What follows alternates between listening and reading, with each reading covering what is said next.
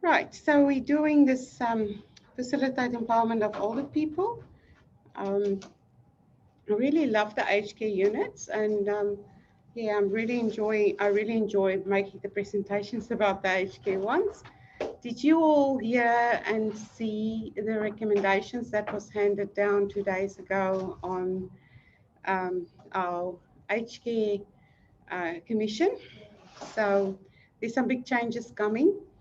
Um, we had behind me is the HK new HK standards that came out in 2019, but we also suspect that that probably will change again in light with all these recommendations that has been made from the government, yeah, with the new after the HK Commission gave their report.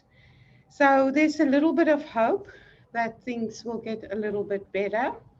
I sincerely hope that it will also get better for us as care workers.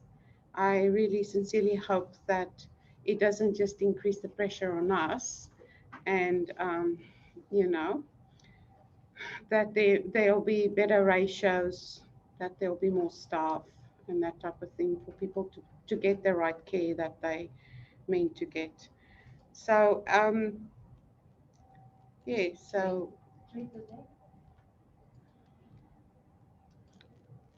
doing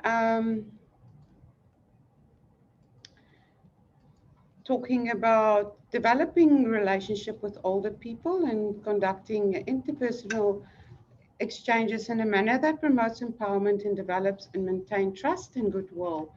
So just as any, really anyone we work with, and I'm sure you experienced that, Stephanie, when you were in the, still in the post office, having um, uh, getting to know people and actually building a relationship with them makes them come back more often just because you work there, um, because they trust you, and they trust what you sell to them to be something that's of worth.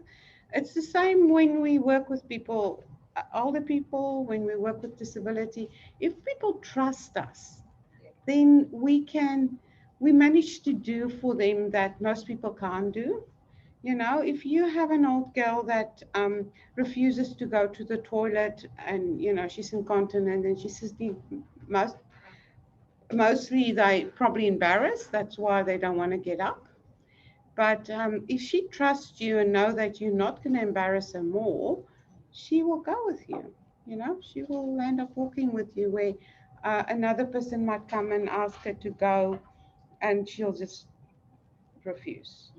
And in just in so many different ways, and we have to, without trust, we cannot do our job. Because again, it's this really personal relationship, that really close relationship we form with our clients, and we can't avoid it. You just can't avoid it. You're not working with a thing, you're working with a human being. You have to get to know them, and you have to know their likes and dislikes for them to have to receive that holistic care, that complete care, that that will satisfy them, that will make them happy. And if you're able to do that, then you also will benefit because you'll be happy in your job. So in building rapport, we try to make eye contact with them. So when we do dementia next week, we talk about how their vision changes when they get dementia, because their brain gets affected, and different parts of the brain gets affected, and their vision change. And it's essential that you make eye contact with somebody with dementia. You cannot try communicate with them just as they're walking past, or if they don't look at you, they just don't hear you, they cannot understand what you're saying. You have to be really close, you have to be on the same level. And in the same breath, I'm talking about, we also know that most of our elderly people have hearing problems. So if we um, don't look at them and they cannot see what we're saying, then they can't hear us. And and then what people do is they start shouting, they start raising their voice, and that actually makes it worse. Um, then they can't hear you even less. So just making that eye contact, having an open posture, smiling, being friendly, engage in conversation, being relaxed. This It's the best job in the world if you are enjoying it. If you love what you're doing and you go in there and you're relaxed and you enjoy your clients, your residents, then you really it's so satisfying. It really is one of the most satisfying jobs in the world. Recognizing and respect their social, cultural, spiritual differences. It's not just in our with working with each other that we have to respect our cultural differences. And as I said so often already, Mackay is such a diverse little town. I mean, obviously, I know there's places like Melbourne and so that are more so cultural, diverse. But it's actually really surprising how, especially with the older population, we have a huge community of uh, people from Maltese. We have a huge Italian community. We have a Dutch community. We've got a very strong Dutch community. We've got quite a few Germans. Actually, I was really surprised because I come from a German colony, and I'm used to expecting that there's a lot of German elderly people around. But coming into the old age homes, working with German older people, it was actually quite surprising to me. And there's not just one or two, there's really quite a few old German people. And their cultural differences, the way they talk, what they love eating, what they love doing is so different from culture to culture. So if we can recognize and respect these type of things, we also um, build bridges. We also manage then to connect with them in a special way. There's an old German in Whitehaven, Yeah, the yeah, short yeah. one. Don't say his name. And he's too lovely, and and he's got in his room, he's got all his little German trinkles, and his daughter brings him his coffee, and he's quite a character. Yeah. He's quite a character. And the other area, there's another German lady. She's 100 this year. Wow. Yeah, and she's still stubborn as. And then there is another old German boy, just as stubborn in his wheelchair, and he just goes around the hallways with his wheelchair, looking for trouble everywhere he goes. But he's just so lovely, hey. So there's quite a few of them around, and we learn to interact with them. And the thing is and why I mention German people, it's quite hard sometimes to do care for them because they're so proud and they're so strong-minded. They're not just gonna do what you say they have to do. They're not gonna, if you say to him, come, it's shower time, let's get up, go to the shower, he's going to pull the other way. So you have to find ways of building a relationship with them that they'll want to go with you when you want to do stuff. And it's not about us doing things for them that they don't want to do. It's about things that they need done.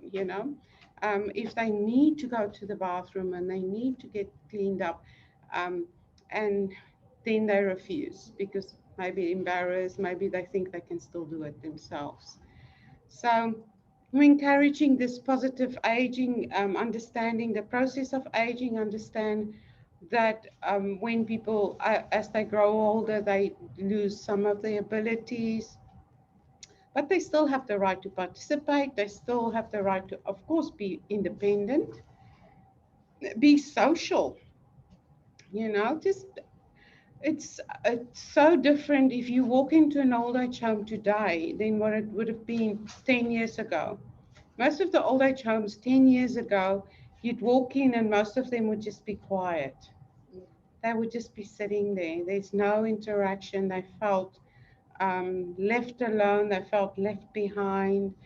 And on top of it, 10 years ago, we did have huge influx of foreign people watching our older people. We had very, very little Australians watching, looking after their own elderly people. So it was partly that they can't understand us. You know, they struggle to even get my accent. And they have to first get to know me before they can really understand me. And I've had many old people get frustrated with me because they can't understand me. But after a while, they get used to your accent and then they start. But they were, you know, these days there's a lot more chitter chatter. It's a lot more relaxed. There's a lot more laughter.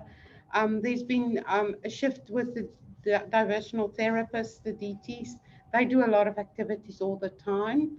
So, and there's they've seen the value for that, you know. So that being social has been um, it's been well attended to, I think, in the last few years, last 5, 6, 7 years or so. There's been a difference, but also allowing people to have a choice.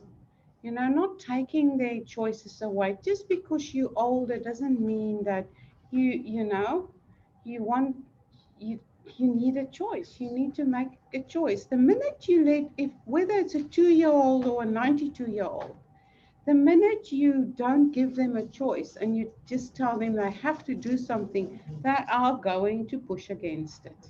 It's just human nature. And then we ask, well, why do we get slapped sometimes?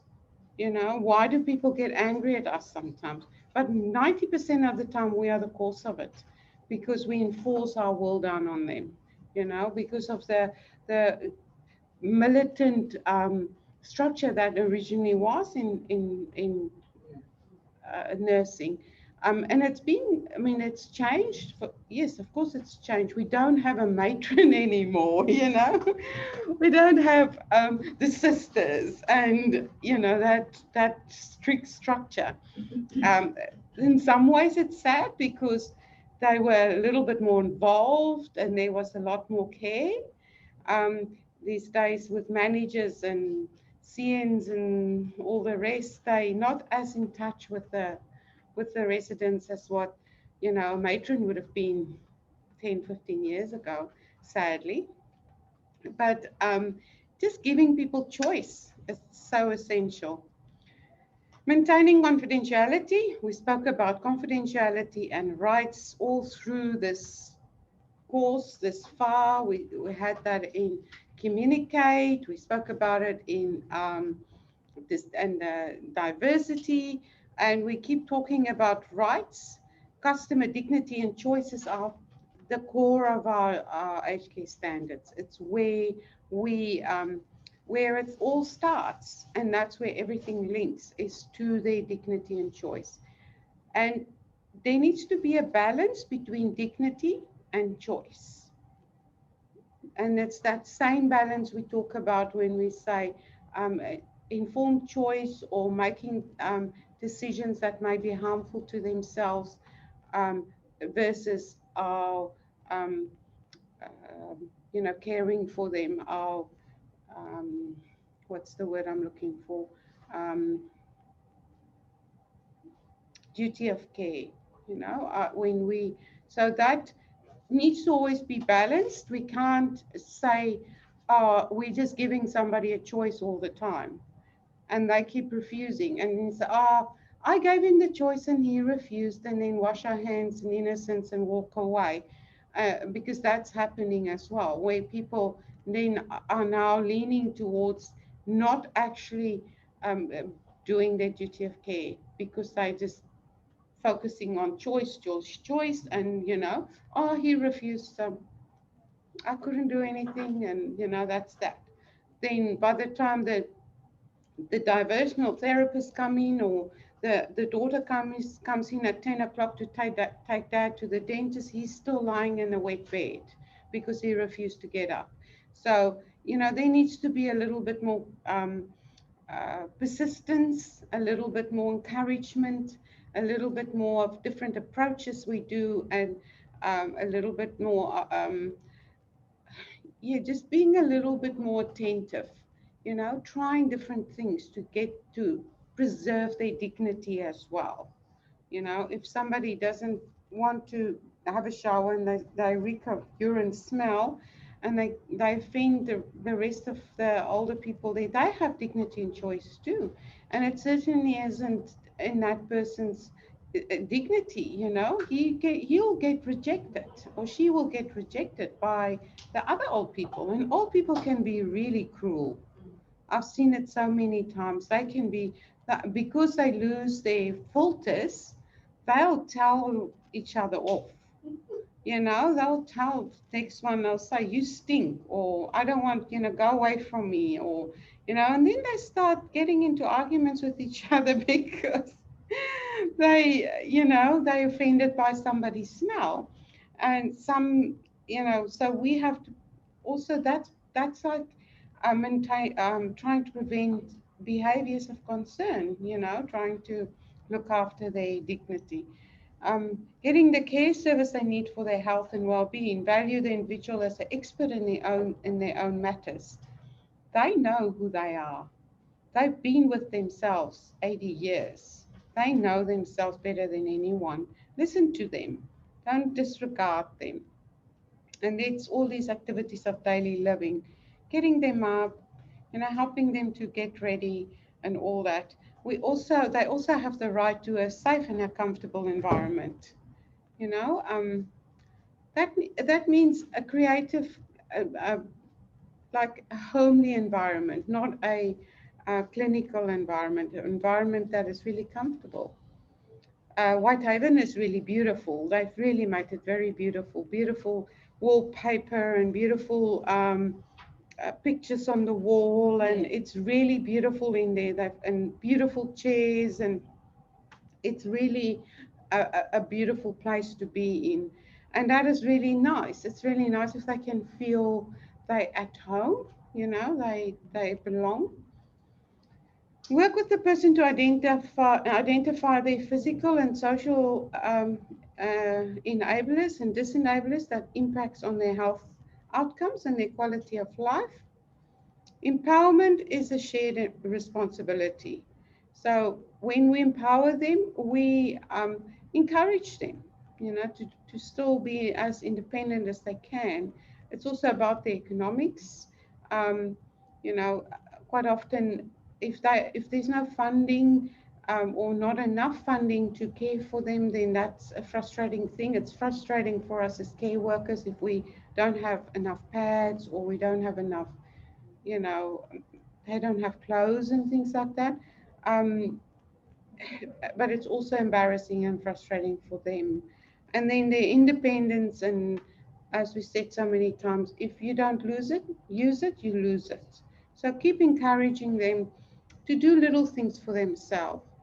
A big threat to independence is loneliness, powerlessness, hopelessness, grief, loss of attributes, and that's where this whole phase of COVID has been devastating on our aged community, because they've not been able to be in contact with their families. And that has been, my mother died because she could not see her children. She gave up. She stopped eating because she could not see her children. And that is a fact. My husband's grandfather, 2 months later, last year, August, my mum passed away. And in October, my husband's grandfather passed away for the same reason. He was locked into a aged care facility in the UK. His family couldn't get to him. His daughters couldn't see him. Um, and he could not understand. He had a bit of dementia and he could not understand. And he just stopped eating. My mum stopped eating. She thought nobody cares for her. Why should she carry on living? You know, you can commit suicide without a drastic thing, you know, just by stop eating, and the devastating effect that that has had on in our family, you know, the horrendous time we've been through last year because of them being lonely and hopeless. And yeah, and then on top of it, none of us could have gone to the funeral either, you know. So it's just, you see these pictures of children visiting their parents through windows, and the loneliness is just, You know, and then they say they die because of COVID, but they die because they stop fighting. You know, they don't have the will to carry on.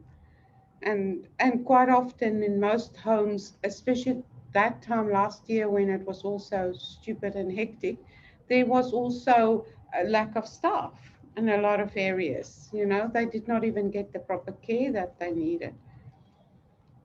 So there's a little saying here, in encouraging the person to adopt share responsibility and of their own sport as means of achieving a better health outcome. And it says that old age is not a disease, it's a strength, survivorship, triumph all over all kinds of vicissitudes and disappointments, trials and illnesses. You know, the older people, and I quite often say that if you think about it, if somebody was born in 1908, they would be, okay, they probably won't be alive anymore, but my grandmother was born in 1908. She passed away in 1991.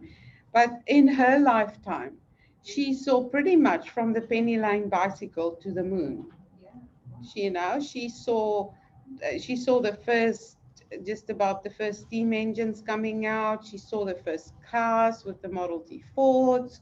She saw, you know, rockets and all that. And then she saw 1969, the moon landing. So they, you know, they've been through all of that. They've been through two world wars, a lot of them.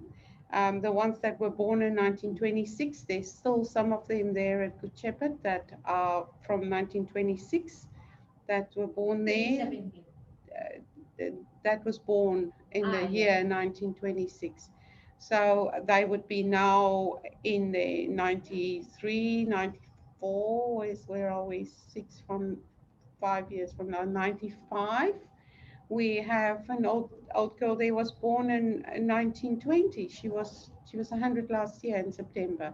So they would have been they she would have been a little girl in the First World War and a young lady in the Second World War. I remember, and she's a German, and I remember her telling me when they left Germany after the Second World War, and she was a young lady, and how much they have lost. And she remembers that very, very vividly. We had another old boy, he passed away 2 years ago.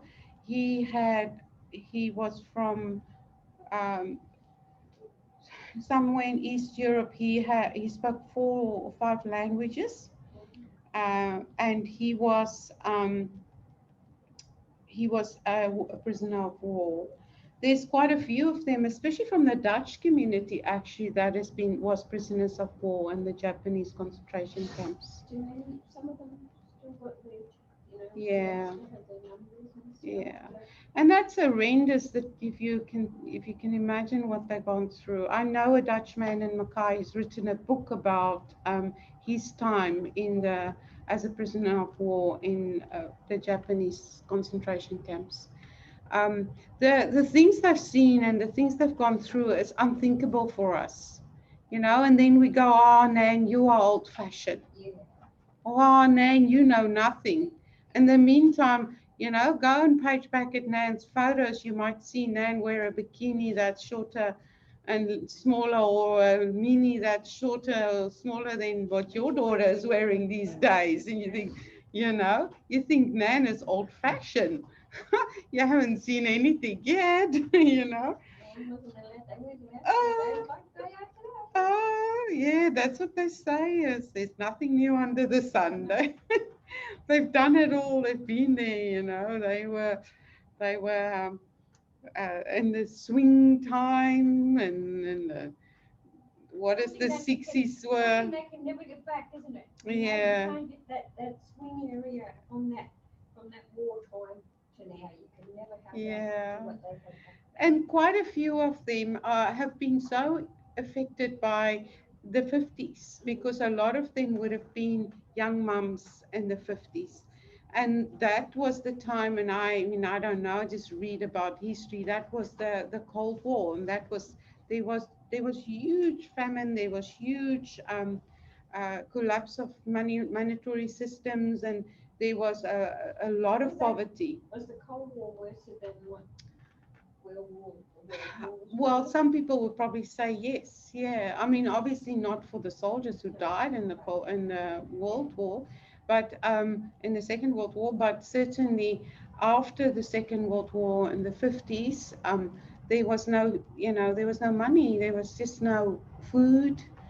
Shops were empty. There's like, if you were living in cold areas, like up in the UK, in those areas, there was no coal, so there was no heating in the winter times. Yeah, and people were under great poverty. You get some of the older people that if they go to the toilet, they fold their toilet paper. They have two pieces of toilet paper and they fold it up carefully to wipe their bottoms. And we're like, Nan, it's really cheap now. I think Australians still has an obsession with that, but nevertheless, they can be really, because things, and they will throw nothing away. They will keep things because they're scared of going without it again because they've gone through that. So it's great. We have to have great respect for what they've gone through. In providing services to older people, we try to identify and discuss services that will empower them. Types of services within residential aged care, we have the personal care and nursing care staff, and we all have our different roles. There's people for meals and cleaning services, and there's people for furnishing. And the funding system that we use in residential care is called ACFI, and we all are responsible to complete the ACFI um, funding paperwork in when it comes around. Normally, they put somebody on ACFI every 3 or 4, 5, 6 months, where they review again how much funding do they need.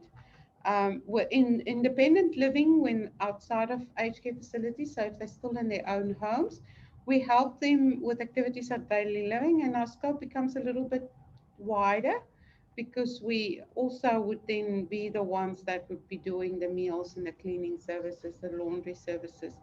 And our role is bigger for, again, than somebody perhaps that is in disability, because in disability it's expected that they encourage the participants, and that's why they refer to them as participants, that they actually are doing the chores, not the care workers. When aged care, it is sort of our responsibility to clean their houses and help them not transport all their nursing care. And their funding system is the ACAT system, which is at aged care. Aged care. I forgot. We've had that as a question somewhere in one of our books. Assessment team, that's it. HCAGE assessment team, which comes around and do the funding with them to make sure that they have everything they need, or they have enough money to pay for the services they need. So that takes us to a few myths about old people. We sometimes think all old people are the same, maybe not us, been working with old people for a while. But we also might think most old people are lonely or alone. They're sick, frail, or dependent. We might think that they all are cognitively impaired. You might treat somebody that are old as if they're demented if they're not. It's sad, but that happens. Or that they're all depressed, or that they don't like sex. So there's definitely, I mean, I realized when I left the high uh, dementia care, and I went into the sort of not normal care, but the more assistant care and the other area, um, that there was quite, and it was actually quite refreshing for me, because in dementia care, I didn't expect anyone to remember my name the next day, or I didn't expect anyone to I remember what I've done for them, you know. Where when I got to the other area and I started working in the other area, it was so nice because they would remember what I did for them yesterday, or they would greet me in the morning by my name, and I'm like, really, this is so nice. And they, you know, because if you're locked out in dementia for a long time, you tend to think this thing that they all are cognitively impaired. But yeah, it was quite refreshing, just looking after them. And even now, if I get the opportunity to go back, some of them will recognize me and they will still know my name, which is really a really nice thing. So they're definitely not all cognitively impaired just because they're 90, you know? My cousin's like that. She's in out at towards Marriamate, and I saw her because her sister just turned 80, and she's down at McIntyre Street by at the old people's home, and she came running to me, and she had the biggest smile and everything, and her daughter was standing behind me saying, and I'm thinking, yeah, but she still remembers who I am.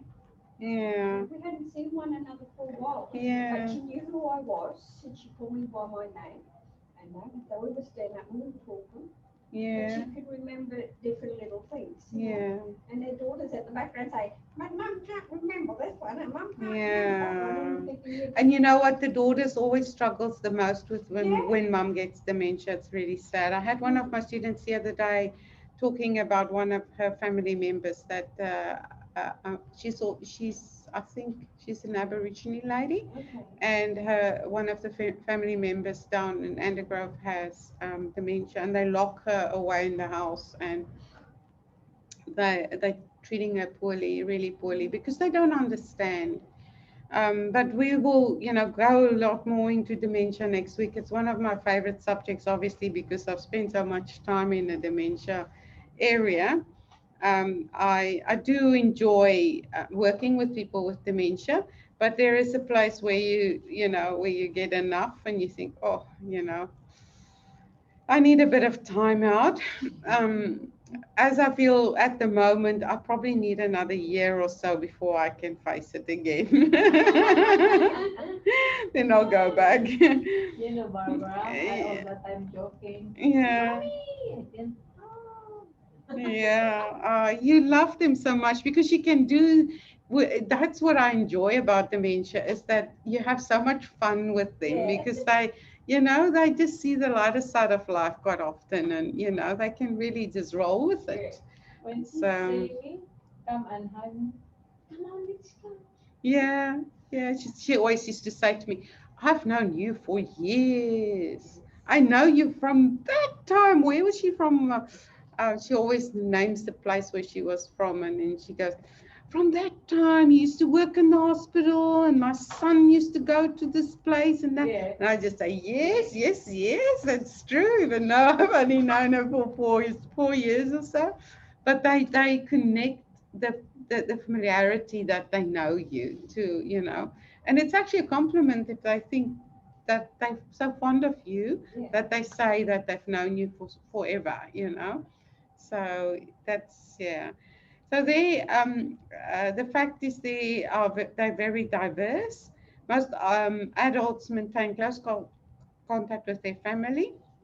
Most older people actually still live independent. We have lots of care homes, but there's also a lot of people out in the community.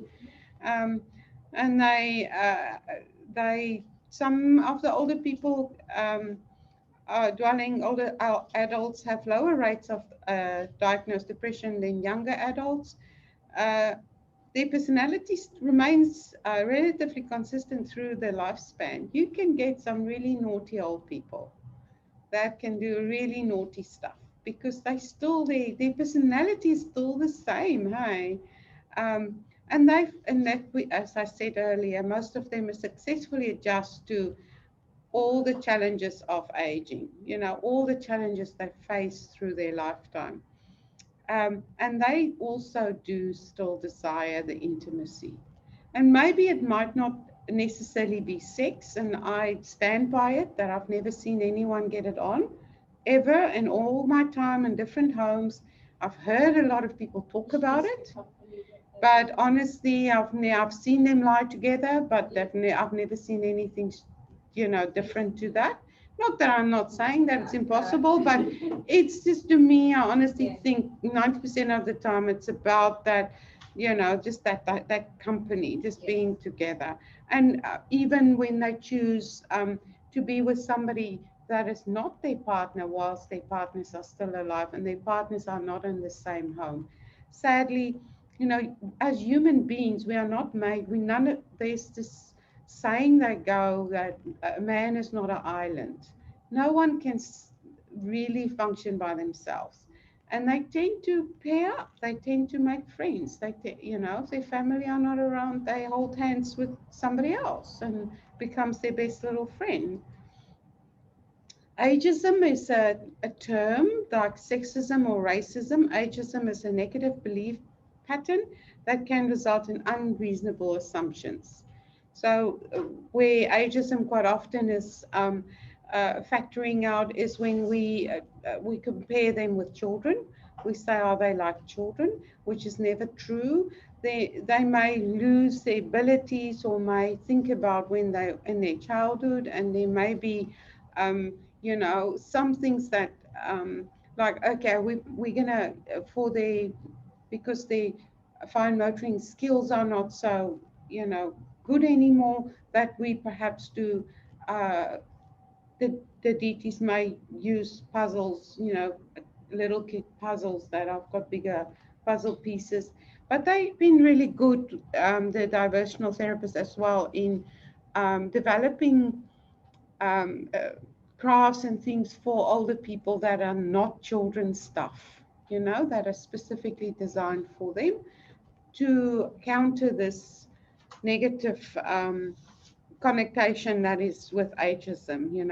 But ageism is also something when an older person, like maybe still in the community and they want to work still. In one of my classes, I have one of older, he's probably not that old, but I do suspect he's in his late 60s. And he might look a little bit older than what he is because he had a hard life, but he still has the right to find a job, and even a job in this industry, if he wants to find a job, if he wants to work. Um, they bring so much experience to the table. Why wouldn't you want to have them there? They're willing to. And just as with disability, maybe we need to have a bit more reduced hours. Maybe they can't do an 8-hour shift, but they can manage a 2-hour shift, which is fine. Then you have somebody else doing the other 6 hours. We need to make them part of our society. They are the building blocks of our society. They're the ones who built the bridges. They're the ones who built the dams. There has been no dams built for how many years in Australia? Who's the ones that built the dams? So we have to really honestly incorporate, make opportunities for them. Adjust services to meet specific needs and provide service according to their preferences. We talk a little bit of, we've got a whole unit on palliative approach, and it's a challenging unit to talk about. Quite often it's really hard talking about palliative care or end-of-life care, but as this is part of our industry, it's part of what we work with, especially if we work with older people. You most probably are going to be in somebody's life in stage in their lives. Affirm life and treat dying as a normal process. It's part of our attitude towards it. To neither hasten or delay death. Be with them and just be a positive, caring person in their lives at that stage of their lives. So when they get to this stage, it means that they're going down. Yes, quite often they will probably become bedfast, and if they put on a palliative care or end-of-life care plan, most of the time it just involves hydrating them, doing small turns occasionally, getting their skin, keeping their skin moist, maybe wetting their mouth, making sure that the room is warm and cozy, and perhaps something nice smelling in there. And then, of course, that support extends to the family, because at this stage, and we have a whole unit, and we'll talk a lot more about this, but at this stage, the family will be, and quite often a lot of the family will be around. So our support definitely, uh, our role then extends to the family. We are the ones that comfort the family, bring them biscuits, making them cups of tea, bringing them sandwiches, making sure they have a blanket. If they want to stay for the night, sit in grandpa's chair or something like that.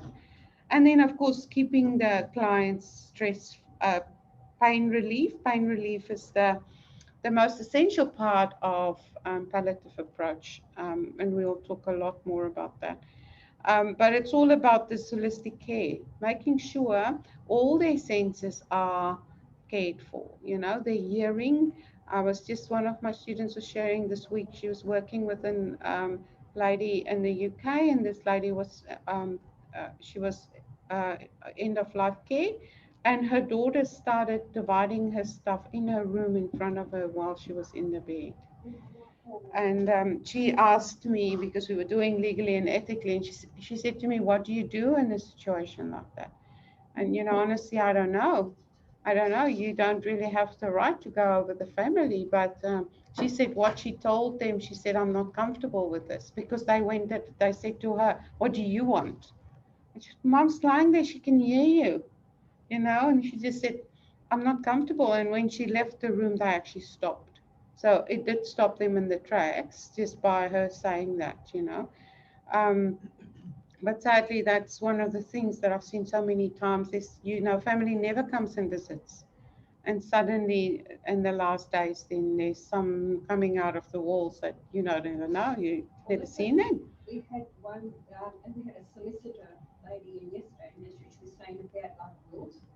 She said when they do their wills up and that, she said what they've got written in their will. The children coming behind, if there's children in there, they just change everything. Yeah. They don't go, well, Oh, we just saw that with my husband's grandfather, his mum and her sister. His grandfather had drawn up a will while his wife was still alive. Now this was probably in the 80s, and that's the only will they were all aware of.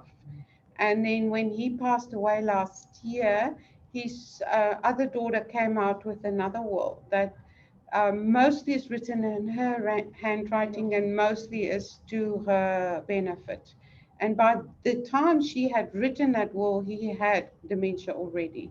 So it's still a little bit of a tender, not a little bit of a tender, quite a tender situation in my husband's family. His mum was very hurt by it, very, very hurt by it. And not that he left anything like big or financial or anything like that. It's just the audacity, of his sister doing that. That is so um, devastating. Like, it's really brought a bit of a rift between the two sisters. Well, there's three sisters. Two sisters felt very, did very she sad feel by as it. if she's the one that looked after him and then she deserved everything Yes, that that he was had it. Yeah, and that sort yeah, of thing, that was it. none of the others had sort of Yeah, come to help him out yeah. and do stuff for him. Yeah, that She was it. was Yeah. And so although my mother-in-law was very involved in whenever there was anything happening, she was always the one that used to go. And the thing was that while he was alive, she had made his bank account in both her name and his name. So she had access to his bank account.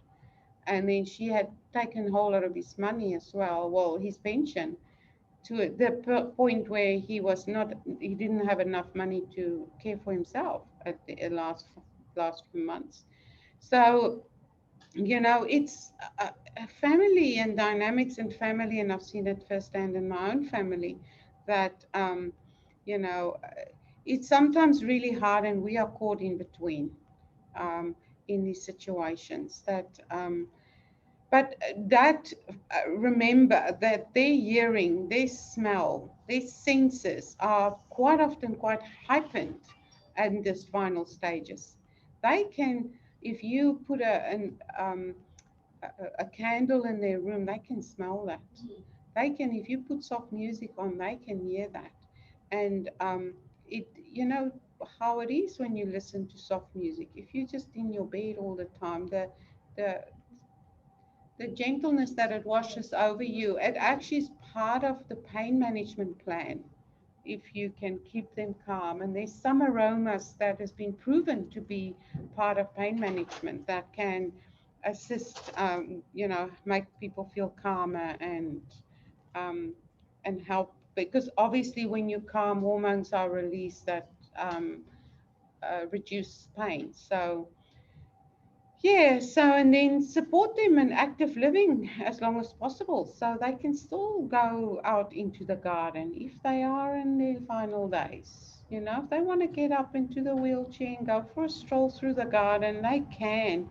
I've always had this vision and I've actually drawn it up in pictures and little drawings to open a palliative care center with ponds, big ponds with little rondavels around the ponds and a river running through the middle and ponds and fishing and trees and koalas and horses and dogs and birds and cats um, and that the family then come and stay there with their loved ones in the final days and they in nature they have their animals with them and they have their family with them um, as a palliative care response. Yeah, and then of course, as I said, this family support, bereavement support that we offer. Palliative care, medical conditions like cancer. I've had cared for so many people with cancer. I actually worked in a cancer research hospital in the 80s. I've seen some horrendous cancers, um, mind blowing, awful disease. Um, AIDS and HIV, motor neuron diseases. And I've heard there's quite a few people in Mackay with Huntington's and MS, muscle dystrophy, multiple sclerosis, that's MS, and all these uh, motor neuron diseases are all diseases that where your body's immune system attack itself. And these are the type of diseases that these days are a lot more of than any time before. You hear about my sister herself. She's got rheumatoid arthritis, which is another, one of these diseases. And it's really where your body's immune system is attacking your body. Of course, dementia is a palliative disease. Dementia between 5 and 12 years, somebody's lifespan if they get dementia. Strokes, emphysema. Don't see emphysema so much anymore as what you would have seen it maybe 10 years, 15 years ago. The same with strokes, because I think both of those diseases are very closely related with people that smoke. I mean, like nowadays, they've got stuff now that they just about helps to just about almost cure them. Yeah. I mean, they haven't found too much for AIDS and that. Yeah. Cancer. But strokes, yeah, you can thin the blood and emphysema, they do. But and I think also because perhaps not that huge percentage of people are smoking anymore. Where before, like in the 80s, it was the in thing, and almost every person smoked. Maybe 1 out of 10 people didn't, but most people smoked. So um, oh, sorry, you're still writing. Yeah. Provide services to older people according to the policies and procedures and our duty of care. Our duty of care, as we've spoken about so many times before already, is our legal duty to take reasonable care to avoid others being harmed. provide required support, perform required care, and support their dignity and choice. And within the duty of care, I recently learned about the due course, which is always been sort of a bit of a sore point for us as care workers, where um, our duty of care are in conflict, almost directly in conflict with people, their choices, you know, with making informed choices or people taking informed risks. Um, and, you know, when we are almost, I want to say, forced to leave somebody if they are soiled or wet because they refuse. And, you know, and everything in you sort of goes, well, that person is harming himself. He is, you know, he's wet, he's dirty. I've looked up and after a lady, she was in her 60s and she refused to change her pad for 2 days. She's walking around with that pad, and anyone came near her, she just slapped you. You know, there was just no way of helping her. Eventually, after 2 days, I took her into the shower, got her in the shower. She agreed to go into the shower. Um, I managed to take her clothes. She actually took her own clothes off, and yeah. And by the time I tore the pad off as she was standing in the shower, and I had the water on her already, and her bottom was so burned. It was one big, and of course, when the water hit that, then she turned around and she reacted because it was so sore for her. But you know, that's where the duty of care can really be a very, very hard thing. That if you know we feel somebody is being neglected because they choose not to, they you know exercising their choice. Um, and but there is such a thing as due course, which I just recently there was actually an I was watching a show or one of these true crime dramas on the TV, and the drama was about a young lady that had SMSing a boy, another young boy, SMSing him for over 2 years. They were friends. And he's had suicidal ideologies all along. He was always talking about it to her, almost like putting all that burden on her and not talking to anyone else about it. And so that she's the alone knew what was going on in his life. And and also holding her to it, saying that you're the only one I can trust, and so on. So that in itself is emotional abuse. But eventually he did kill himself, and when he did it, he uh, gassed himself in the car, and halfway through he got out the car, and she told him to get back in the car. And then well, she was over SMSing, so while they were talking, and then she was found guilty of manslaughter, and the charge on that was on duty of care or failure to provide duty of care to due course. When you know somebody's going to harm themselves or harm somebody else, you have a legal obligation to report them. So where does that sit? I'd like to know, where does that sit with duty of care when you know somebody's harming themselves? So it's a bit of a, you know, a little bit of a dilemma, I would say, especially in dementia care, because they're not really getting the care that they need. And then at the same time, they perhaps maybe that because they refuse the care, that they're offending other people as well.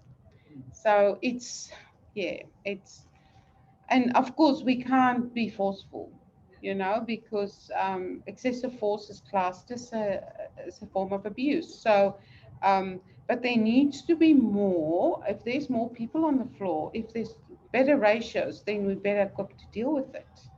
Yeah. Because if you've got time, you can go sit with somebody and nag at them until they do what they need to do.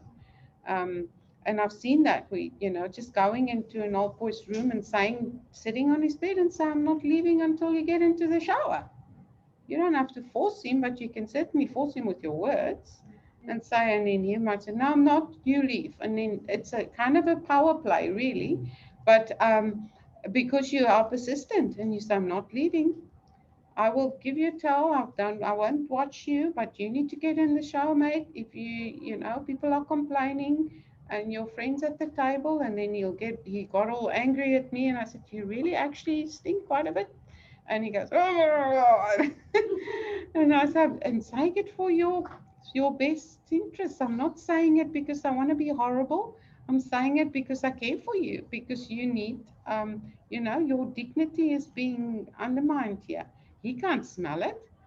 And then, yeah, after nagging at him for about 20 minutes, he saw he's not going to win this fight, and he marched into he went huffed and puffed and went into the bathroom, and I just stayed in the room while he was showering, and I made his bed, and I got rid of all the all the urine clothing that was in his cupboard, and made the new bedding on his bed and all that. Because when he's in the room, you can't go in his cupboard either to go and get all these wet pants out there. He refused to wear a pad, so he would always put the wet pants, 2 or 3 pants over each other. Oh man, it's a hard one. But if there's enough of us, but how can you, if there's only two of you, for 4 hours of your 8 hour shift, there's only two people for 32 old people. How can you spend 20 minutes or half an hour in one person's room? You can't. You can't. You have to be out on the floor. You have to keep your eye on the rest. You just don't have the time. So this is where ratios are so essentially important. In chapter 3, we talk about support the rights of older people, assist the older person to understand their rights and complaint mechanisms of the organization. Um, the feedback and compliance is our standard 6, one of our standards. And it's encouraging this feedback, resolve complaints. So when they do have a complaint, make sure that you follow up that something was done about it. And then go back and review whether the improvements and whatever's done is actually working. Um, so, you get your quality service. And it's all about when we get audited by the government in this standard, if something is not working, if the toilet is leaking and we don't fix it, then we're not providing quality care, because they have the right that things should be working, that it should be in a good condition.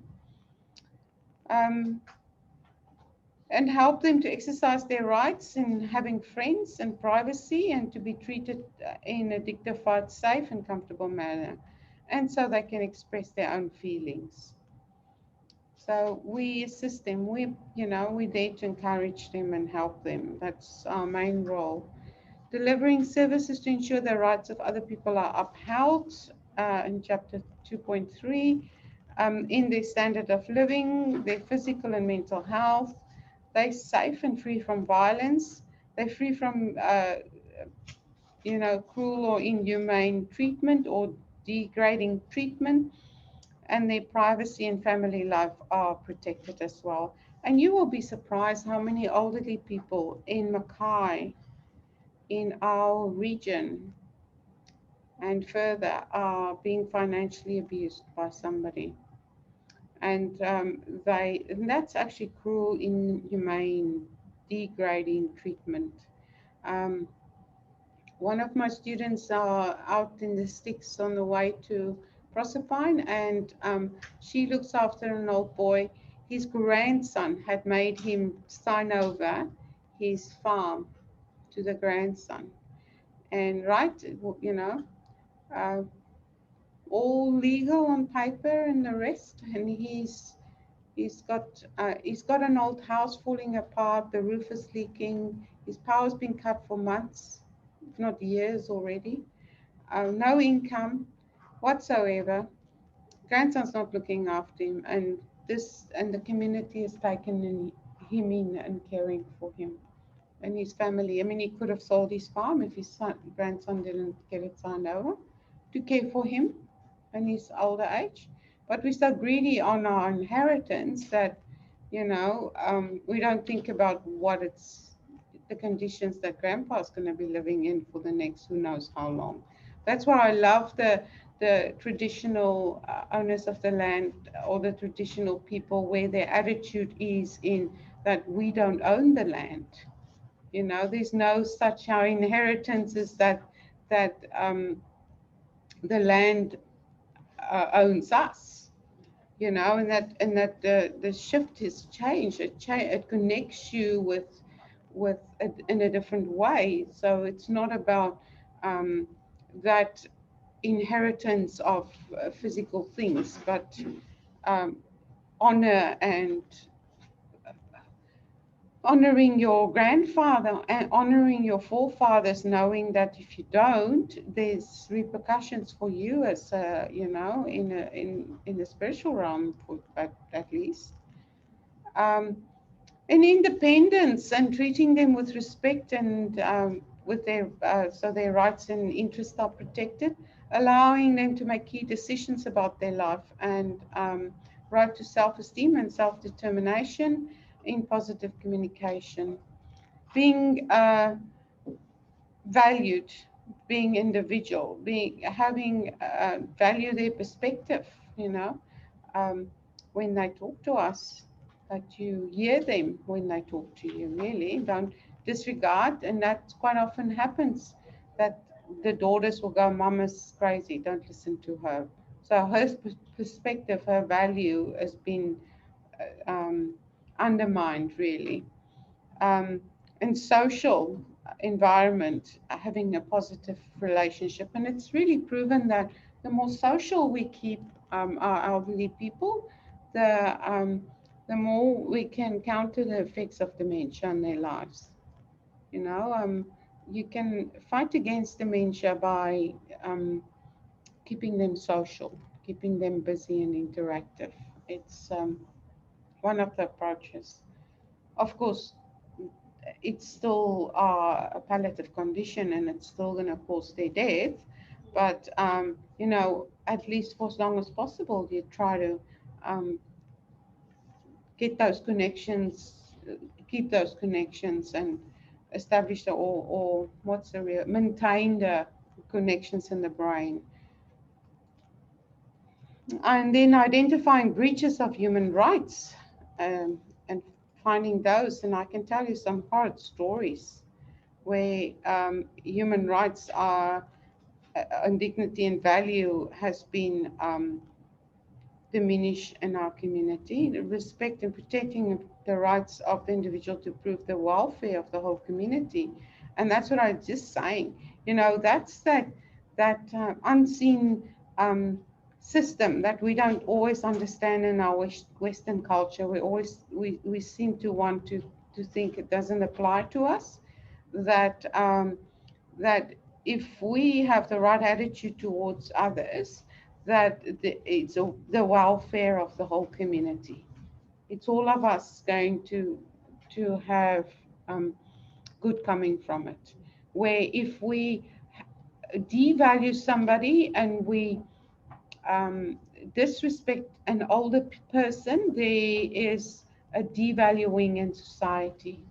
We have our children running stupid. We have, you know, so many negative things happening in our community. And honestly, I think it's directly linked to the way we treat our elderly people. Directly linked. I think if grandma and grandpa were still in the house, we would not have that many teenagers running around being ice addicts. That's honestly my opinion. And in cultures and communities where elderly people are involved in teenagers' lives and kids' lives, there's a different aspect altogether. And we have devalued that welfare of the community, because there's just no connections there. There's no connection to who's your tribe, you know, where are you from, who are you connected to.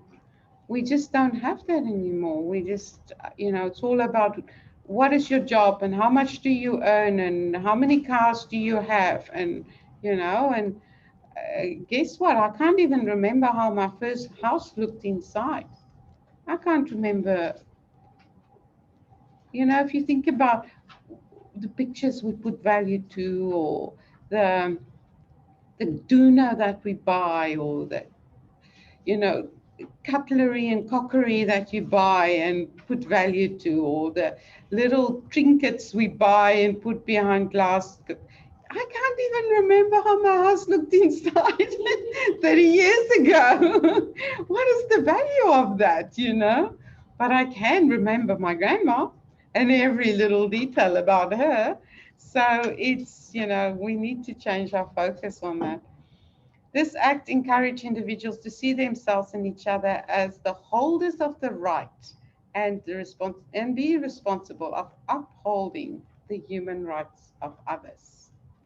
You know, it's really one of the most essential laws or most essential acts that was ever written is our Human Rights Act 2004. And sadly, that is sincerely attacked from all sides in today's life. You know, our rights are slowly diminishing all over the place, and it's about time we stand up and hold hands with our forefathers who have died for these rights, and we now kick it under the carpet as if they don't mean anything. People had stood in riots and burned things in the 60s and the 70s for these rights to have come to pass. And we now, when you talk to your kids about them, they send you pictures of cheese. You know, seriously, what's happened? What's going on with us? Recognize the signs that are consistent with financial, physical or emotional abuse and neglect of older people and report to the appropriate person. It's all about advocacy, you know, looking after them, making sure that they, you know, are well cared for, being their voice. If they can't shout anymore, they were the ones that have established these laws. They were the ones that have fought for right to vote, women's right to vote, that have opened the discussion for Indigenous people's right to vote, that have opened the discussions for human rights. You know, they were the ones that were locked up and were battered for that years ago, and now they have no voice because we refuse to stand up and be their voice for them. And they're being abused all over the place. They are being abused, and that's why the commission handed that 144 recommendations down. You know what that means?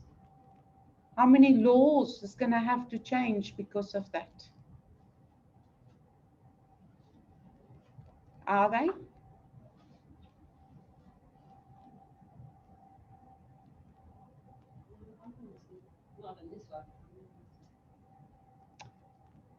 And, you know, it breaks my heart. It breaks my heart that our elderly people are abused, that there are people out there that, and I've seen it with my own two eyes. There was a woman that I worked with, and one of my old boys, the one you recognized the other day, Steph, when I said my Prince William, he said to me about 5 years ago, I'll never forget the evening, I went into his room, and when I got into his room, his buzzer was taken away from me. And I said, William, where's your buzzer? And he said, no, that other one. She's a real snake. She took it away from me. And I said, which other one, William? He said, that big one. And I went, okay, William. And I gave him his buzzer back, and she's working night shift with me. She was my friend. And she was the nicest lady. And guess what? She's still working in the community. Man alive, I really pray that one day karma gets her. Honestly, I do. Then I was working with her 2 years ago, and we were in a residence room, and the 12th lady was a real fisty fighter, and she was in the bed, and I rolled her on, and what I did with her, I always put a hand inside the shirt like in a nightie and rolled it up like that so that she doesn't punch me. Yeah. And because she was in bed, we had to roll her and change her and stuff. But she was always really, really fisty. always. She always used to really fight with us, always. And and I watched this woman bend this old lady's fingers back like this Wow.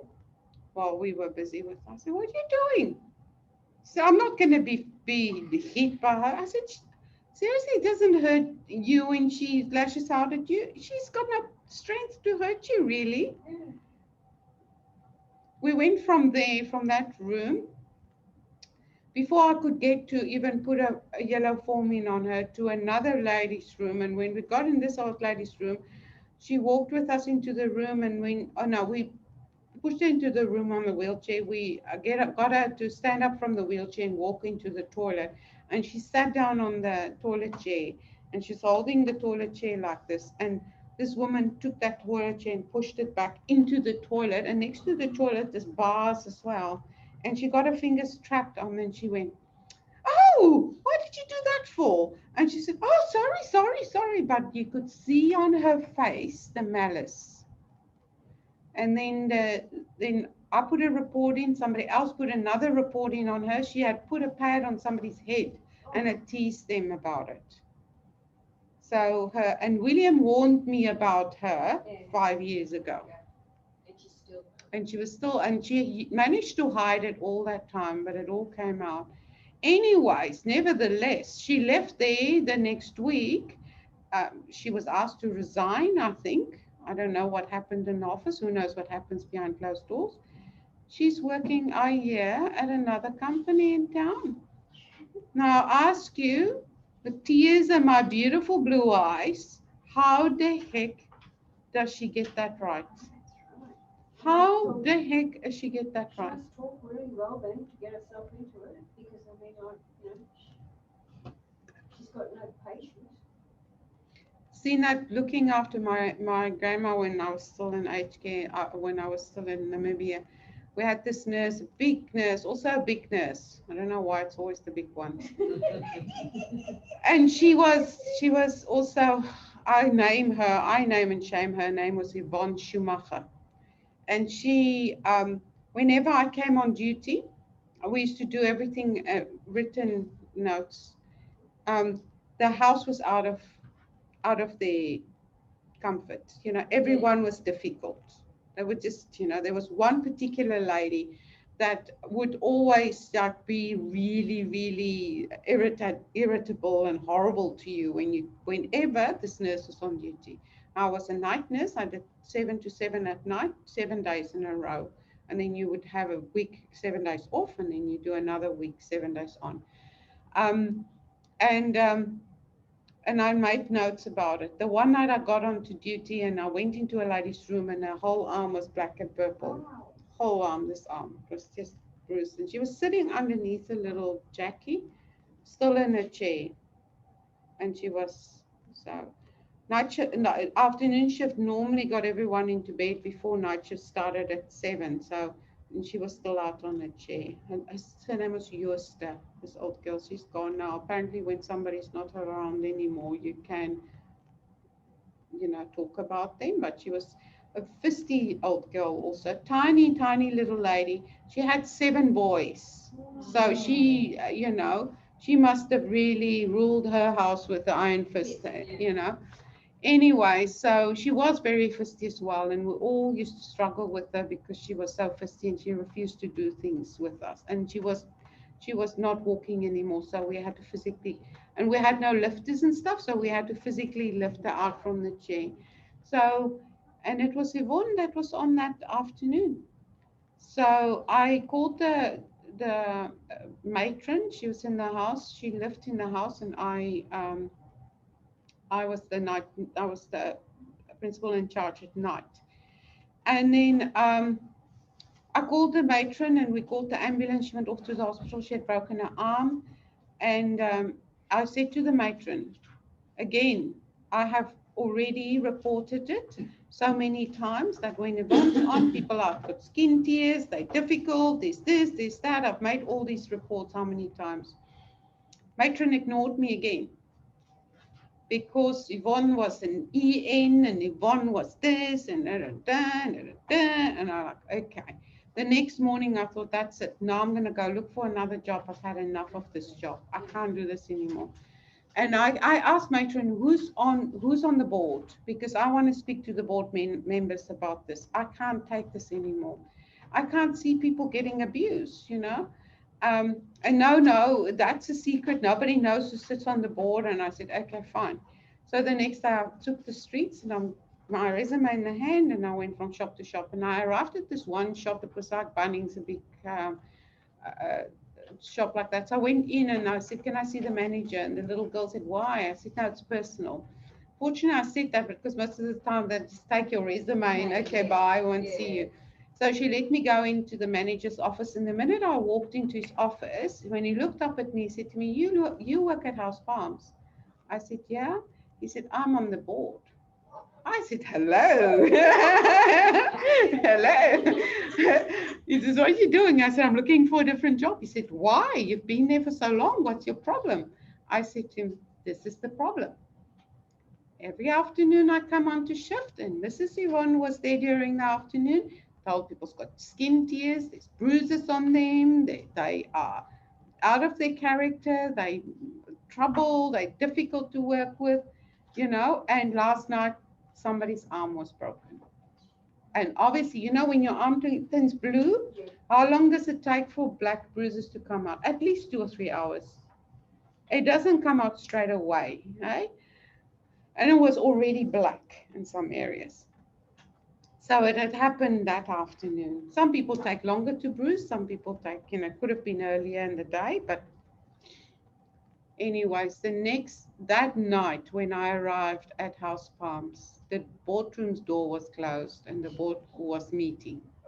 And they pulled all the records, every single piece of paper we ever wrote down, and they studied it.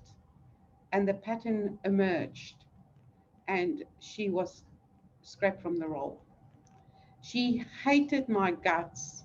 She hated my guts. She went to my sister and my auntie and told them I caused my grandmother's gangrene because I was the podiatrist in the house. So because I cut her toenails, that it was my fault that she got gangrene. And I remember when my grandmother got the black spot on her toe and reporting that as well. So I had the paperwork was there, you know. I never injured her. It never came from an injury. It was on the back of her toe. It was like a pressure sore that she got from the bed. It was on the back. There was nowhere near her nails where she got the pressure sore, the black spot the first time. And I remember we reporting it exactly where it was. But she did land up get gangrene. She did land up losing a leg, which caused, you know, when she went in while they were amputating the leg, she passed away. But that all happened because, you know, of this woman's abuse. And I've seen that so many times. Old people get pushed into showers, and cold showers get put on them when they soiled themselves because the care workers are angry with them because they soiled themselves. If you're not in this job and willing to go and clean a room up when there's poo all the way up the wall, then don't do this job. Go and pack shelves. You know, there are going to come times when you're going to stand there and you're going to look at that and you're going to think, heck, I'm not getting paid enough. You know?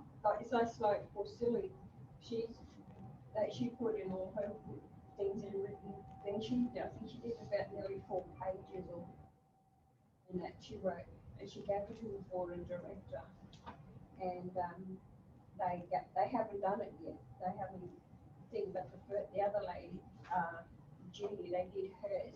But Miss Smarty Pants came back with all this highfalutin rules and regulations, and I shouldn't be knowing about it because my son said,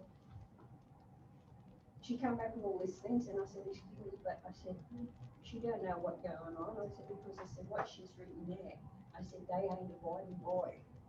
And I said, and that's come from clients that have told these girls about her and what she did. And I said, and you should be standing up and taking note of it. I said, because Is your son on the board? Yeah, he's a board of director, yeah. And I said, you know, I said, you should be taking notice of it. I said, because I said, what she's doing is abuse to those clients. I said, it's abuse to the workers as well. I said, she can't sit there and quote this thing, this rule out of that because they're not abiding by it. And I said, and like coming here and getting to know the things and that, and I said, and just by working with centre care, there's that much. You see the difference? Yeah, there is. It's amazing that they aren't closed down. Yeah. I said, they're not Yeah. abiding. And you know, the time will come for sure. And like I say, sometimes it takes a little bit longer for these things to come out. But I do firmly believe in the principle of what comes around goes around. See, I really do. And like my grandma always used to say, every dog gets his day. But I'm telling you, these stray dogs, they're going to get a long weekend. It's just not right. Hey, some of these things are just not right. So we always, whenever there's abuse, there's compulsory reporting. And again, in some facilities, you put a compulsory report on, and probably there as well. You put a compulsory report on, and then they say, oh, no, the management will put the report in with the police. But who knows if that report ever gone to the police or not, because uh, it's meant to be a compulsory report is meant to go to the police within 24 hours. But quite often the company goes, because the minute, and if it's on a computer system and it's linked to ACFI or ACAT, if you tick the box that it's compulsory, it already alerts something at the government. But then they say, don't tick the box, the nurse will first check it, or the management will tick the box. They probably tick the box with the big delete on it. So, and these unreasonable use of force is a compulsory report. Alleged or suspected sexual abuse, suspected. You don't have to have proof. Alleged or suspected financial abuse must be reported to the police or the department within 24 hours after allegation. Don't need some proof there. Uh, um, some of the facilities I worked with, financial abuse isn't a compulsory report because obviously the clients haven't got their own finances with them. But most in the community do have their finances, and they are, and we help them with, we take them to shops. There was that lady 2 years ago, year and a half ago, that was going to the pokies using their money to play the pokies. So financial abuse, I remember one of our clients, he was living out in his little house in one of the areas here in Mackay, and he was, and the neighbors used to come in and use his phone and, and uh, take his money and go buy food. He had nothing in the house. His daughter did the same. He became a member or the public trustee took his finances over because his own daughter was a drug addict abusing his finances. These things happen all the time. It's just so shocking. There's also an elder abuse hotline. Yeah. The Yeah. 1300 number. Yeah. That you can report to. Yeah. As well. And in the UK, when I worked there, elder abuse was also when you say to them, when they ask you for a cup of tea or a glass of water and you say, no, you can't have it. Yeah, right. That is elderly abuse. When you take that buzzer away from them, it's any malice within their intent there that you are withholding something because they can't get up. That's right. Yeah. So, the key here is, and like I said, I should have listened to my old Prince William 5 years ago. Listen to your clients and your care workers. 2 years ago, no, it wasn't 2 years, last year, January, 26th of January, I did that shift, that Aussie Day shift. Got paid nice $500 for one shift. It was such a good day.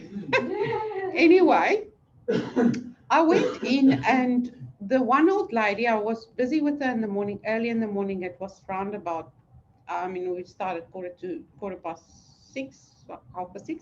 So I went into her first thing and I was helping her up and she got into the wheelchair and she looked at me and she said to me, that night nurse, Must think I'm his size or come and get so fresh with me, she said to me.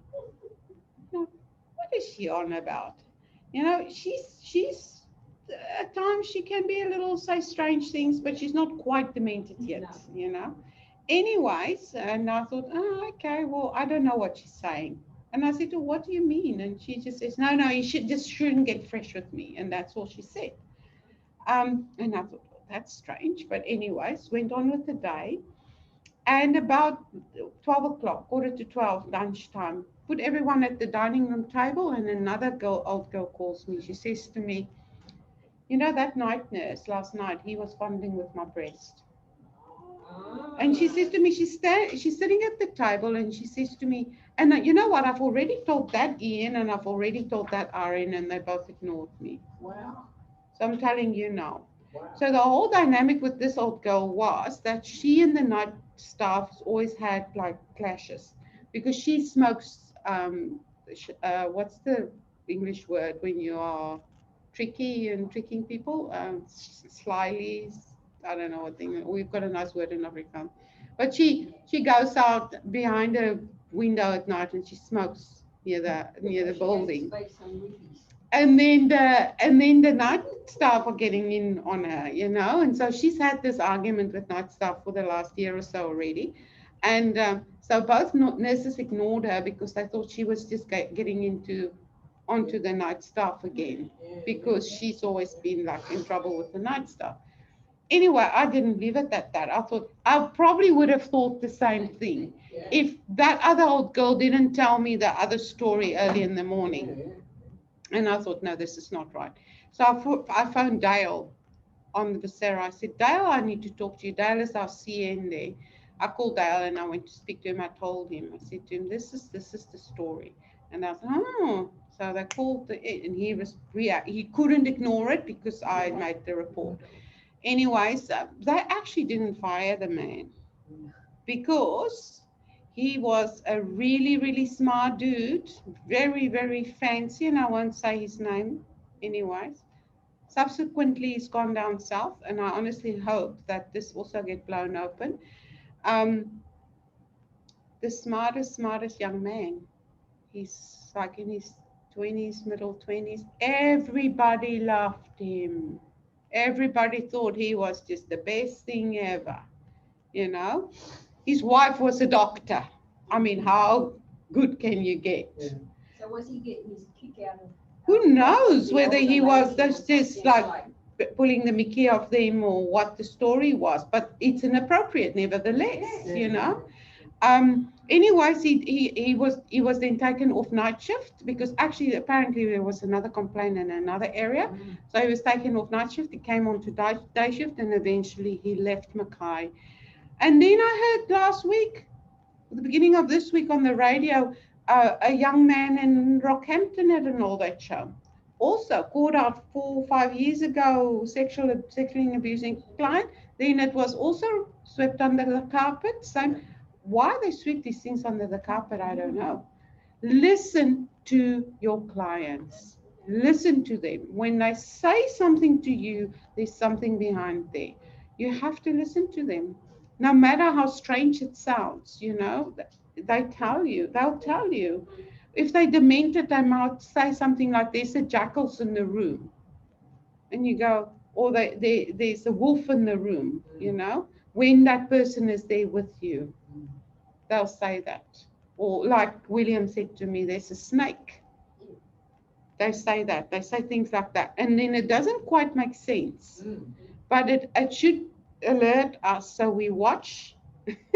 The person that's in the room with us at that time, watch them. Because 99% of the time, these people that are abusers are doing it behind closed doors.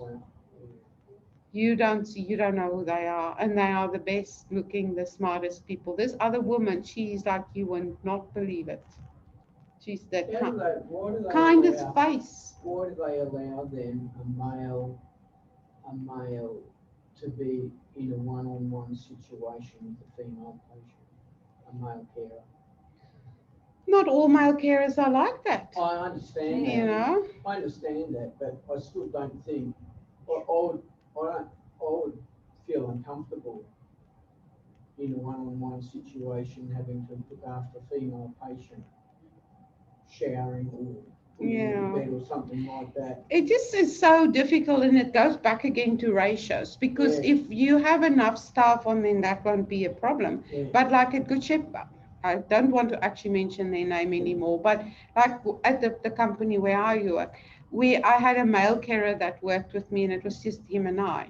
And he's the most amazing person. The most amazing person. He's actually 67 this year. Yeah. He's just had double hip operation, and he still goes back to work, Yeah. you know. And he's gay, and he's just fantastic. You won't get a better carer. And I've worked with a young man. He was 24 something. He used to wear a wedding band because the old girls would beat on him the whole time. And he would go, "No, I'm married, I'm married." And again, he was the kindest, loveliest person. But then at the same time saying that, most of the time, both of them would say, "Come with me." Yeah. They don't want to do it alone. And Yeah, most of the yeah. time it would be the clients where it's to assist. And most of the time we would go, if there's a client, like when a lady that I can help her by myself, he would go and do a man rather. But then there's the same issue there, because we've had a few clients where the men are so volatile that if you send another man in, it is actually just looking for trouble. It's like fuel on the fire. I understand You know, that point. I understand that point of view, but personally, as a male myself, if I had to go and bath or shower, just to safeguard myself, I Yeah. would prefer to have A woman female with nurse you, there with me, yeah. you know. Most of the time we do try to do that, and when a female actually voices that and it's on their care plan, then we are complied to, you know. But It just takes that element of Yeah, risk away. absolutely, yeah. Because, like you said, the patient could clash with that nurse, and then all of a sudden an accusation could be Yeah, made. and that happens then, too. And then you have to defend yourself. Yeah, and that happened, and you were there by yourself. You've got Yeah. nobody there with you, and that happens. And I've heard about in the NDIS that there's people going around accusing their care workers of things like that. And you there alone in their room. There's no one. Your word against theirs. Yeah, You right, know, yeah. it absolutely is.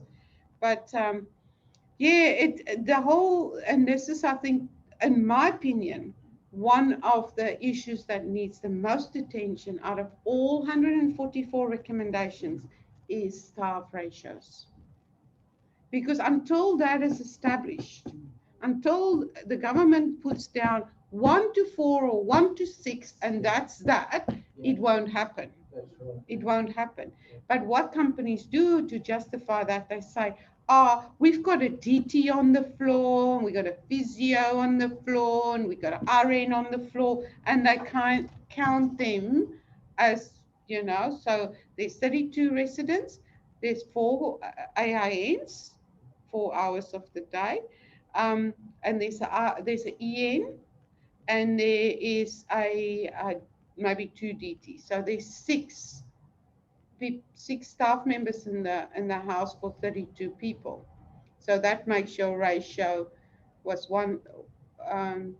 6 goes into 32 6 times, maybe 5 times, 5 and something, so 1 to 5. Then it looks good.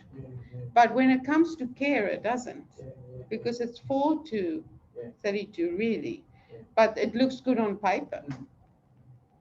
So unless that is challenged, this will, keep being an issue. All right, so let's have a short break. So we're up to 3.5. Assist the person to access other support services and solve complaints mechanisms as required. We have the HK Complaint Commissioner. We have the Department of Social Services. We can also go to a GP or directly to the police. And as Nick was saying earlier, there's the elderly abuse hotline as well, where you can call that if there's any issues.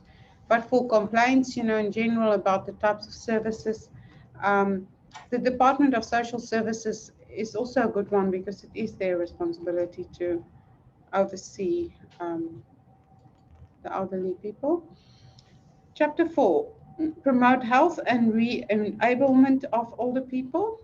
So 4.1 is talking about encouraging the older person to engage as activities as possible in all living uh, activities, provided them with information and support to do so. In about person-centered planning, meeting their desires and requirements, consult with the person and support their network. So with other words, their family members, and also remember when you're doing this personal centered planning that is part of the care plans or wells. No, yes, we are not going to write the care plans, but we are going to contribute to improvements on the care plans. So because we will be sending information through to our supervisors in areas that there may be that, a client wants to do something different. So type of things that we can do with them to keep them active and re-enable them. The water aerobics is a great one for the elderly people. There's a few different groups in town that does water aerobics, and if you can get your clients into the classes there, they actually have good capacity. There's one going at Happy Days at the swimming pool there. The lady's name is Anne, and she does Monday, Wednesday, and Friday 2 classes every day, and it's a really nice class, and there's a lot of elderly people in that class. So, and it's nice to keep them just active and get them involved. Go a walk on the beach with them, just do a bit of exercise, a bit of a walk. We've got beautiful walks, beautiful beaches. I went cycling yesterday. Don't suggest taking elderly people on cycle. We cycled quite a far away, and I really enjoyed it. And just going on the little footpaths, because the council's done so much for us in Mackay. There's so many places we can go walking and cycling and It's stuff. nice going around a river and come back. Yeah, and we went down the botanical garden one, and it's, going up the hill down the back there, and then the little curves, and it was so much fun. There's 2 golf courses in Mackay. The elderly people love the golf courses as well. We can take them out there. Find something that they really enjoy doing. When you're in a facility, it's different, but when you're out in the community, you can encourage them to do other things or suggest other things to them, and then feed that through to your supervisors that they might be interested. And, sometimes people are not aware of these things. Elderly people are not aware because they haven't done it before. So it's essential to consider the unique characteristics of the person, what they want to achieve in the short term, medium, long term, what type of support can the family provide in the, in these, if they want to go for activities, if they want to go and play golf, can the family take them on a Saturday? We might not have 5 hours to walk around with them on the golf course, and then that person still has the right to have the control over their own life. In re-enablement, we talk about if they've maybe been sick, or they've had some other ailment, and they need to now get active again, and slowly get them active again, or but I mean, obviously, also within what they want to do. If they don't want to, they don't have to. And quite often, if they've broken a hip after a hip replacement, it takes quite a bit of convincing to get them up and get them walking again, or get them using that hip. So assist the older person to recognize the impact that changes associated with aging may have on their activities of daily living. Um, Quite often you get these old, especially coming into facilities, the older people have a fall, and they've been in the hospital, and then the family decide, no, you cannot live by yourself anymore. And they come into the facility, and then they have to make peace with the fact that they now have lost their home, they've lost the ability to be by themselves, and they can't do things for themselves anymore. So they quite often are rebelling against that, and I'm not saying it in a horrible way. They just want to still have that independence. You get an older person that, um, uh, still wants to try to walk to the toilet when she wants to walk to the toilet. She doesn't want to wait for you to come, and then she has another fall. So we need to watch out for that. Growing old presents a variety of threats to their independence, and it's really not just them losing their homes, but they lose a lifestyle, they lose their friends. Um, when they get sick or when something happens to them, it's so much more than just losing the ability, to walk or to do something for themselves. Identify stages and opportunities that, identify strategies and opportunities to maximize engagement and promote healthy lifestyle practices. Encouraging them so how to encourage somebody successfully, and as I said right in the beginning, our building a relationship with them is our number one priority. Getting to know, and so many times I've seen when you learn about their stories and you start sharing who they are to their other care workers, and that opens up doors for you. Like we had one old girl, she was an old school teacher, and when I first started looking after her, she was the most difficult old girl. And then whenever I just found it easy, she was also incontinent, to walk her to the bathroom, to the shower, to the basin in the bathroom, and get her to wash her hands. And while she's standing at the basin, leaning on the basin and washing her hands, I was able to change a pad. And nobody else could change a pad, because they would take her to the room and then they want her to stand in the room or in the bathroom by the shower, and she's got nothing to do. So she doesn't know what they're expecting from her. But just having that knowledge that she was fiercely independent, she used to teach people, and I used that to encourage her and say to her, come, we need to go wash our hands before we go to dinner, and then while you're washing your hands, I can help you to change your pants. And then she always was willing to go with me. And so many times, I can't tell you how many times care workers has come to me and say to me, how do you get that right? Where they just ask me, and I'm really, it's not rocket science. It's get to know your client, know who they are. It's not that hard. If and I love that. I love going in and being able to connect another care worker with the client by telling the other care worker the client's story in front of the client. And then I say, did you know that Sarah was, she used to do this and she used to do that and this and that. And I like connect them, and then they start talking. And quite often, if you know your colleagues very well, you might know what they're interested in, and you might have a client that have the same interest, and then you can connect them with each other. And then they start talking like, oh, you like horses? I've got a couple of horses at home, and there, bang, you made a connection. And you make your job easier, because it's nice. It's nice that they want you, but you can't be there all the time. It's an honor that they like me and that they want me, but I can't be there all the time. I can't be the only one. You have to have a connection with some of the other people as well. You need to try to establish those connections, understand their character. We do love saying that we need to have fun, or be playful sometimes, especially with people with dementia. But I remember there was one old boy, he was an old footy player. Actually, he played rugby for Australia. He was a union rugby player. And man, he did not have a sense of humor. He just didn't.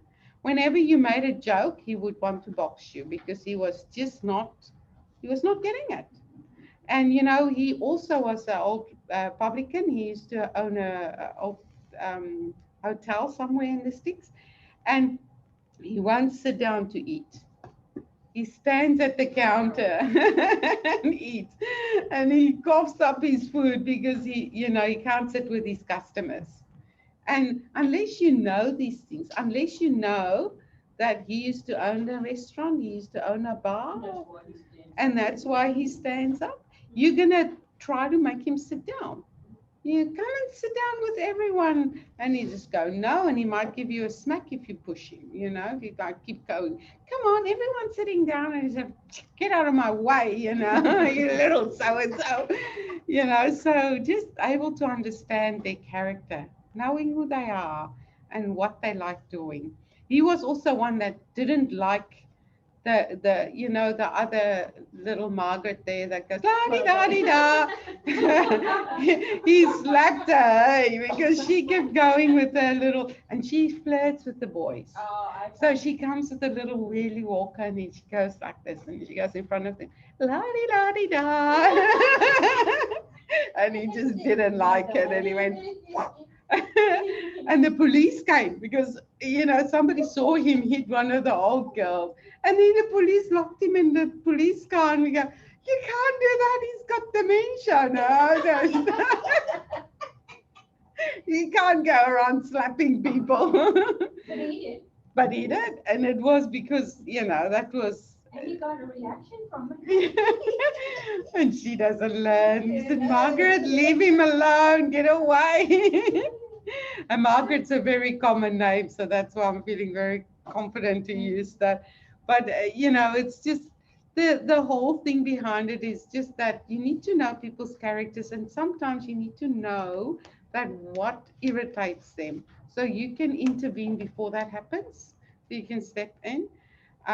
Be comfortable with aging. You can't work with older people if it makes you uncomfortable to work with them. You get people that are actually like a phobia with older people, and have the stamina. Oh yeah.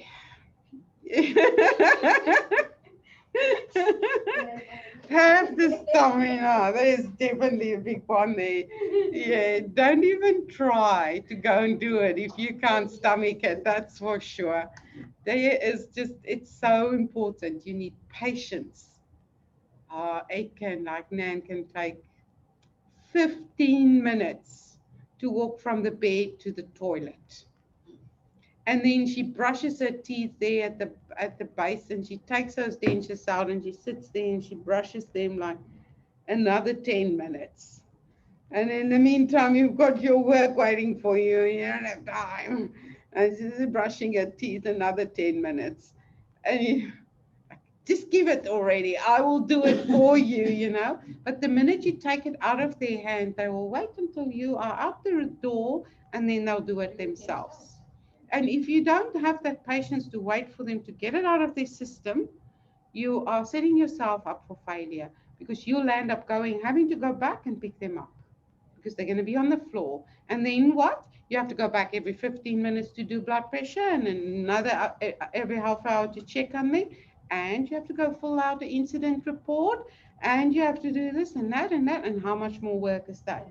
So take that extra 15 minutes and let Nan get it out of her system. Let her walk to the bathroom. If she wants to walk to the bathroom, let my old German girl, she's get up and she said, I want to walk. Oh, Nan, you're 99. Let me just help you. No, I want to walk. I can still walk. I used to do everything for myself. What do you mean? You come in my way. And Nan gets up and walks. And I say, okay, come on, Nan, walk then. Show me how you walk. And then she walks 2 steps and she looks at me and she says, I can't do this anymore. Like that, and she'd say that, and then you'd have the wheelie walker waiting for her. Yeah, and you got the wheelchair right there.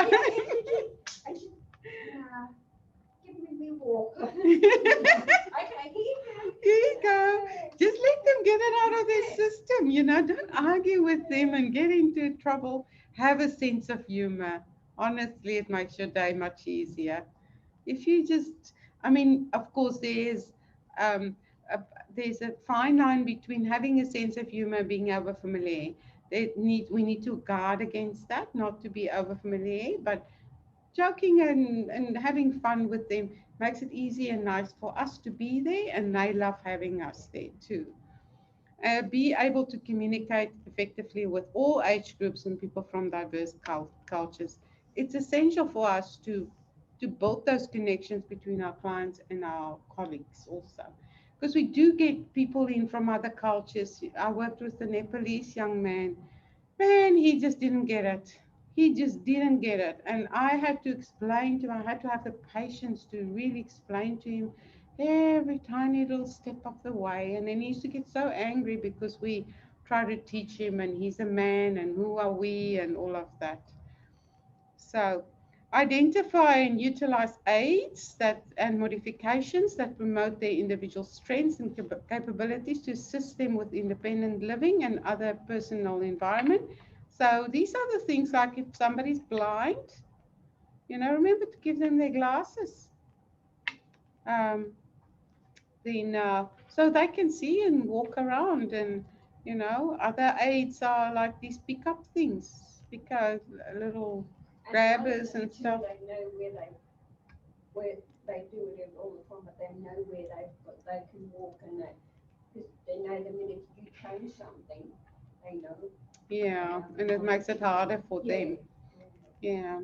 And then you get these little things to help put the stockings on or socks on. You get those stocking things. I struggle with them. I think a plastic bag works very, very well.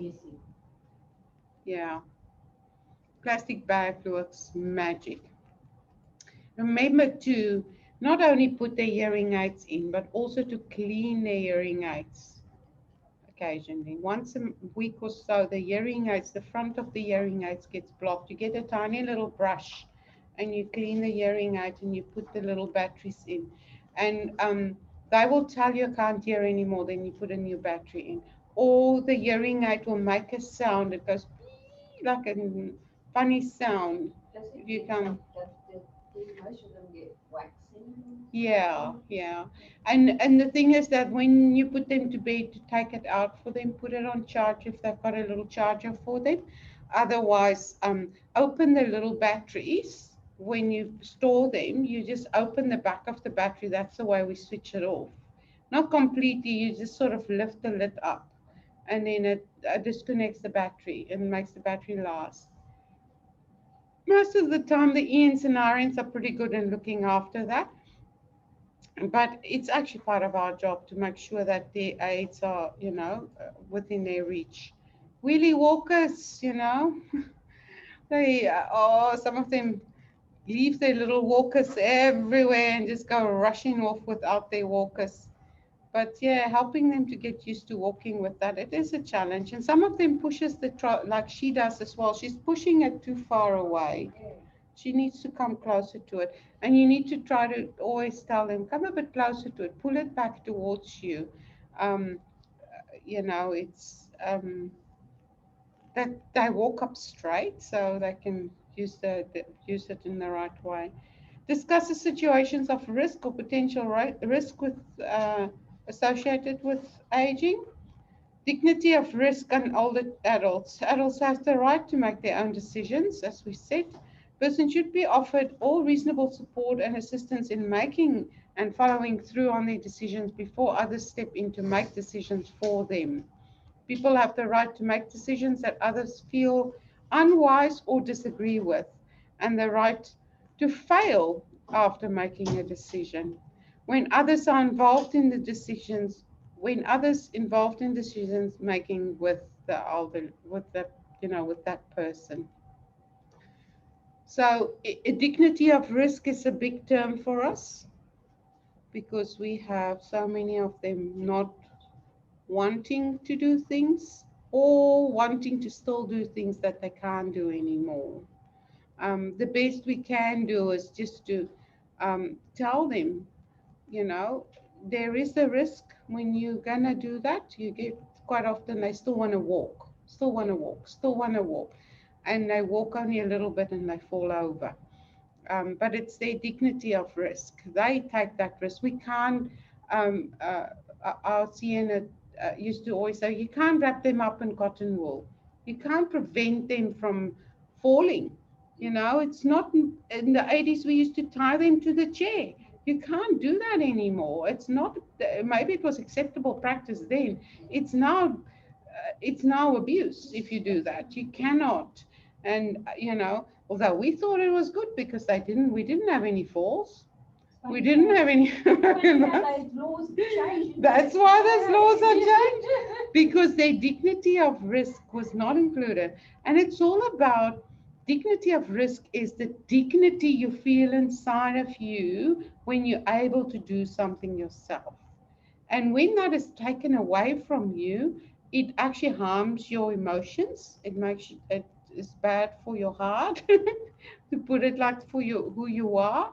You become cast down if you can't, you know, those old people that were tied to their chairs, they became quiet. They became lethargic. They became non-verbal because they were not able to do what they wanted to do, get up and walk, you know. And we had one old client, man, he used to topple over. Every time he gets up, he fall over.